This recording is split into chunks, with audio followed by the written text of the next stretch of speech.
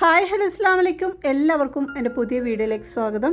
ഇന്നത്തെ റെസിപ്പി നമ്മൾ ഗോതമ്പ് പൊടിയും ഉരുളക്കിഴങ്ങും ഉണ്ടെങ്കിൽ വളരെ പെട്ടെന്ന് തയ്യാറാക്കാൻ പറ്റിയ ഒരു ഡിന്നറിനും ബ്രേക്ക്ഫാസ്റ്റിനും ഉണ്ടാക്കാൻ പറ്റിയ ഒരു റെസിപ്പിയാണ്. ഇതെങ്ങനെ ഉണ്ടാക്കുന്നതെന്ന് നോക്കാം.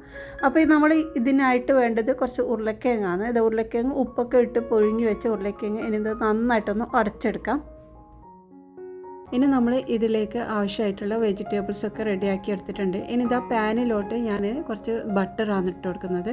ആ ബട്ടറിലോട്ട് നമ്മൾ ഉടച്ച് വെച്ച ഉരുളക്കിഴങ്ങ് ഇട്ട് കൊടുത്ത് നന്നായിട്ടൊന്ന് ഇളക്കിയെടുക്കാം.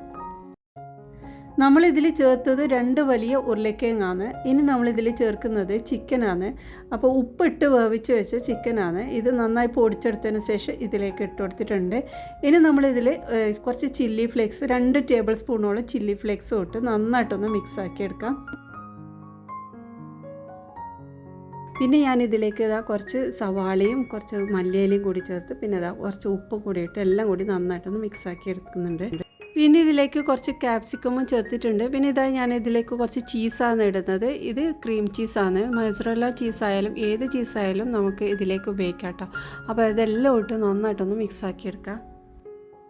ഇനി നമ്മളിതിൽ ചേർക്കുന്നത് കുറച്ച് ചാട്ട് മസാലയാണ്. ചാട്ട് മസാല ഉണ്ടെങ്കിൽ ചേർക്കാം, അല്ലെങ്കിൽ ഗരം മസാല ചേർത്താലും മതി. പക്ഷേ ചാട്ട് മസാലേൻ്റെ ആ ഒരു ഫ്ലേവർ ഇതിൽ വരുമ്പോൾ നല്ലൊരു ടേസ്റ്റാണ്. പിന്നെ ഞാനിതിലേക്ക് ലാസ്റ്റായിട്ട് കുറച്ച് ലെമൺ ജ്യൂസും കൂടി ഒഴിക്കുന്നുണ്ട്. അപ്പോൾ ഇതും ചാട്ട് മസാലയും ഒക്കെ മിക്സായി വരുമ്പോൾ നല്ലൊരു ടേസ്റ്റും നല്ലൊരു ഫ്ലേവറാണ് ഇതിന് ഉണ്ടാകുന്നത്. എന്നിട്ട് എല്ലാം കൂടി നന്നായിട്ടൊന്ന് മിക്സാക്കി എടുക്കുന്നുണ്ട്.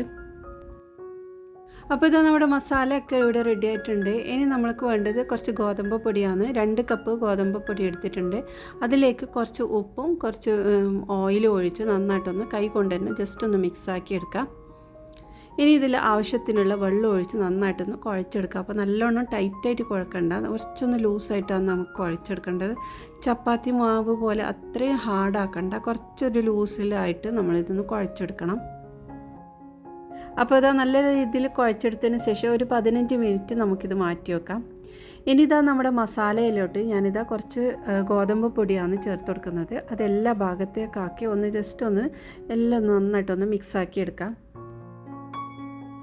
അപ്പോൾ 15 മിനിറ്റിന് ശേഷം നന്നായിട്ട് കുഴച്ച് ഇതുപോലെ ഉരുളകളാക്കി എടുക്കാം. അപ്പോൾ ഇത് കുറച്ച് വലിയ സൈസുള്ള ഉരുളയാണ് വേണ്ടത്. അപ്പോൾ ഇതിൽ നിന്ന് എനിക്ക് 5 പീസാണ് കിട്ടിയത്. ഇനി ഇതിൽ നിന്ന് ഓരോന്നെടുത്ത് നമ്മൾ ഈ ഒരു പൊടിയിൽ നന്നായിട്ട് ഒന്ന് 2 ഭാഗത്തേക്കാക്കി ഒന്ന് കൈ കൊണ്ട് തന്നെ ജസ്റ്റ് ഒന്ന് വലുതാക്കി എടുക്കണം. ഇനിയിപ്പോൾ നമ്മുടെ മസാല അതേപോലെ 5 പീസാക്കി എടുക്കുന്നുണ്ട്. അപ്പോൾ അത്രയും വലുത് വേണ്ട, കുറച്ച് ചെറുതാക്കിയിട്ട് 5 ഉരുളകളാക്കി എടുക്കുന്നുണ്ട്. ഇനി ഇതിൽ നിന്ന് നമ്മൾ ഓരോ ഉരുളയും ഈ ഒരു പൊടിയിലിട്ട് എല്ലാ ഭാഗത്തും നല്ല രീതിയിൽ പൊടിയാക്കിയെടുക്കണം. ഇങ്ങനെ ആക്കിയെടുക്കുമ്പോൾ നമ്മൾ പരത്തിയെടുക്കുന്ന സമയത്ത് ഒട്ടും പുറത്തു പോകാതെ നല്ല കറക്റ്റായിട്ട് അങ്ങനെ നിൽക്കും കേട്ടോ.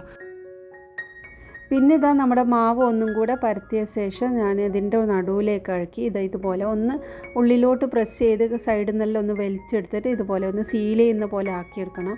അല്ലെങ്കിൽ നമ്മൾ പരത്തുന്ന സമയത്ത് അതൊക്കെ പുറത്ത് പോകും. പിന്നെ കൈ കൊണ്ട് ഒന്ന് പ്രസ് ചെയ്താൽ ആ ഒരു മസാല എല്ലാ ഭാഗത്തും കറക്റ്റായിട്ട് പോകട്ടോ. അപ്പോൾ ഈ ഒരു രീതിയിൽ തന്നെ ചെയ്യണം. അപ്പോഴാണ് അതിൻ്റെ കറക്റ്റായിട്ട് എല്ലാ മസാല എല്ലാ ഭാഗത്തും ആകുന്നത്. അപ്പോൾ ഇങ്ങനെ ആയ ശേഷം നമുക്കിത് ഒന്നും കൂടെ പരത്തിയെടുക്കാം. പിന്നെ ഇത് പരത്തുന്ന സമയത്ത് നല്ലോണം തിന്നാക്കി പരത്താതെ അതിൻ്റെ മസാല ഒന്നും പുറത്ത് പോകാത്ത രീതിയിൽ വേണം പരത്തിയെടുക്കാൻ. അപ്പോൾ ഇതുപോലെ എല്ലാം റെഡിയാക്കിയെടുക്കാം. ഇനിയിപ്പോൾ നല്ല ചൂടായ ഒരു പാനിലേക്കിട്ട് നമുക്കിതൊന്ന് ചുട്ടെടുക്കാം. ഒരു ഭാഗത്ത് ഒന്ന് ജസ്റ്റ് ഒന്ന് കളർ മാറുന്ന സമയത്ത് നമുക്കിതൊന്ന് തിരിച്ചിട്ട് കൊടുക്കാം. അപ്പോൾ ഇത് ഉണ്ടാക്കുന്ന സമയത്ത് കുറച്ച് ബട്ടറെല്ലാം ഇട്ടെങ്കിൽ നല്ല ടേസ്റ്റ് ആയിരിക്കും കേട്ടോ. നല്ലൊരു സ്മെല്ലും നല്ല ടേസ്റ്റ് ആയിരിക്കും. അപ്പോൾ ബട്ടർ ഇല്ലെങ്കിൽ ഓയിൽ ചേർത്താലും മതി. ബട്ടറാണ് ഒന്നുകൂടെ ടേസ്റ്റ്. ചിക്കൻ്റെയും ഉരുളക്കിഴങ്ങിൻ്റെയൊക്കെ ഫ്ലേവർ വരുമ്പോൾ നല്ല ടേസ്റ്റാണ്. ഇതുപോലെ ഒന്ന് ഉണ്ടാക്കിയിട്ട് നിങ്ങളുടെ വിലയേറിയ അഭിപ്രായം അറിയിക്കണേ.